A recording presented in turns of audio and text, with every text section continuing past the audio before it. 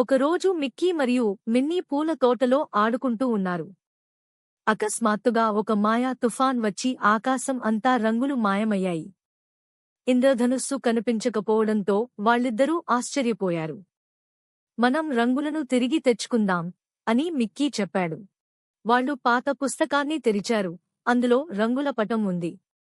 ప్రతి రంగు ఒక ప్రత్యేక గుణాన్ని సూచిస్తోంది: ధైర్యం, శాంతి, దయ. మిన్నీ ఉత్సాహంగా చెబుతుంది, ముందుగా ఎరుపు రంగు ధైర్యాన్ని కనుగొందాం. వాళ్ళు ఎరుపు గుట్టల మధ్యకు చేరారు. అగ్నిలా ఎరుపు గాలి వీచుతోంది. ధైర్యం అవసరం అయిన ప్రదేశం ఇది. ఒక భయపడిన చిన్న పక్షిని మిక్కీ రక్షించాడు.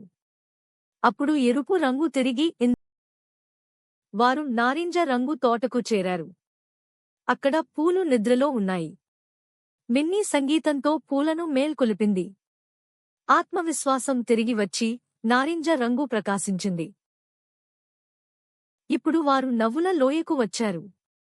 అల్లరి కుందేళ్లు, చిలిపిగాలి. మిక్కీ మిన్నీతో కలిసి నవరసాలతో నవ్వుతూ పసుపు రంగు తిరిగి తెచ్చారు. అడవిలో ఒక మొక్క కూలిపోయింది. మిన్నీ దానిని తిరిగి నాటింది. మిక్కీ నీరు పోశాడు.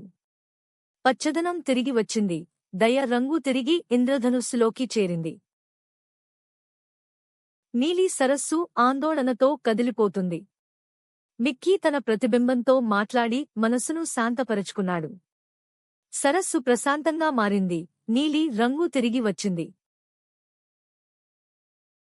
వారు ఊహా పర్వతానికి చేరారు.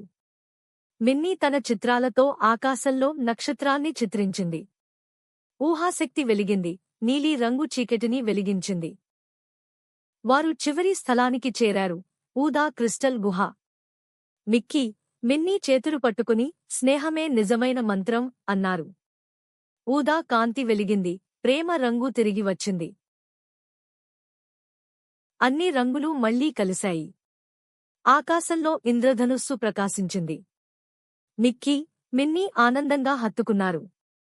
ప్రతి రంగులో ఒక మాంత్రిక గుణం ఉంది అని వారు నవ్వారు.